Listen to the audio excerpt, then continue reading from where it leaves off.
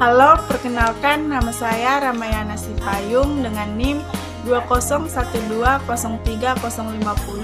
Prodi PGSD semester 3. Nah, di sini saya akan menjelaskan materi tentang pendidikan IPS sekolah dasar. Nah, pembahasan yang pertama adalah berdasarkan pengamatan pengajaran IPS saat ini, baik pengembangan materi maupun proses pembelajarannya masih memiliki kendala. Apakah Anda setuju tentang hal tersebut? Nah, di sini saya akan menjelaskannya.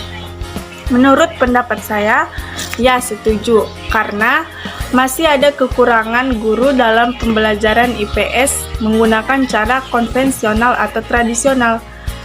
Pembelajaran tidak berpusat pada peserta didik. Hal ini disebabkan oleh masih kurangnya fasilitas atau sarana pembelajaran IPS.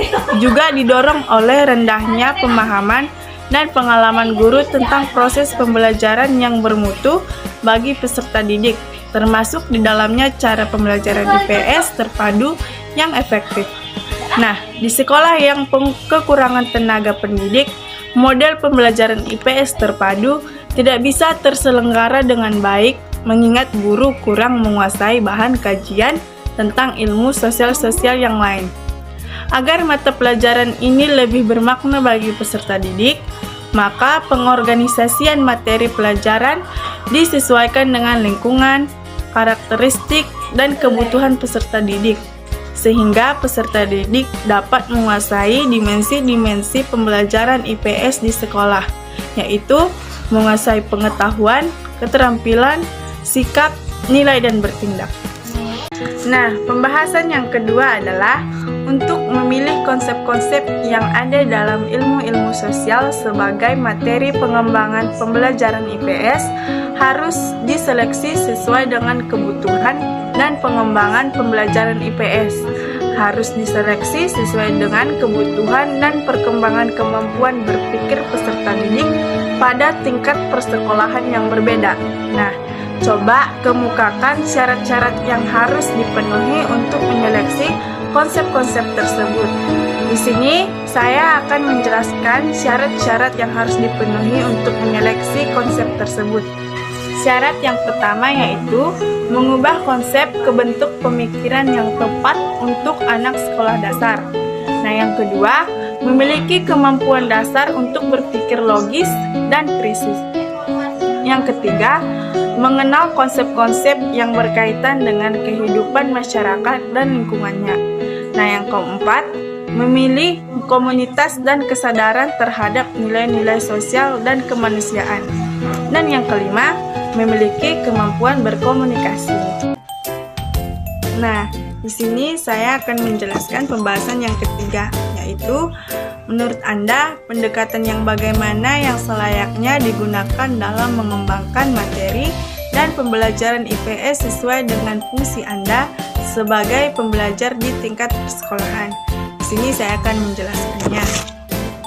Nah, pendekatan yang cocok untuk digunakan dalam pengembangan materi dan pembelajaran IPS yaitu pendekatan lingkungan kemasyarakatan.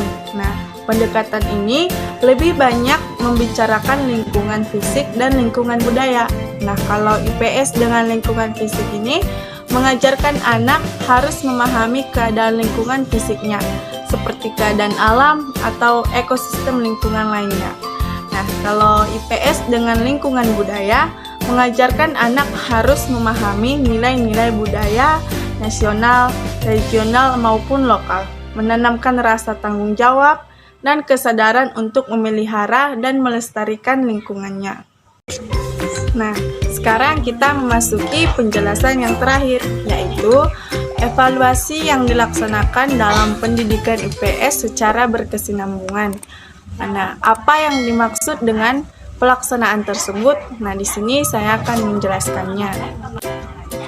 Evaluasi yang dilaksanakan dalam pendidikan IPS secara berkesinambungan, maksudnya itu adalah evaluasi ini tidak hanya dilakukan setahun sekali, kecatur bulan per semester, tapi sebaliknya evaluasi ini dilakukan secara terus-menerus, berkesinambungan mulai dari proses perencanaan hingga proses belajar mengajar sambil memperhatikan keadaan, kemampuan, kecerdasan, sikap, mental, dan lain-lain, sehingga anak didik tersebut meninggalkan lembaga sekolah. Sekian penjelasan dari saya. Apabila ada kesalahan atau ada kekurangan dari kata-kata penjelasan saya tersebut, mohon maaf. Sekian dan terima kasih.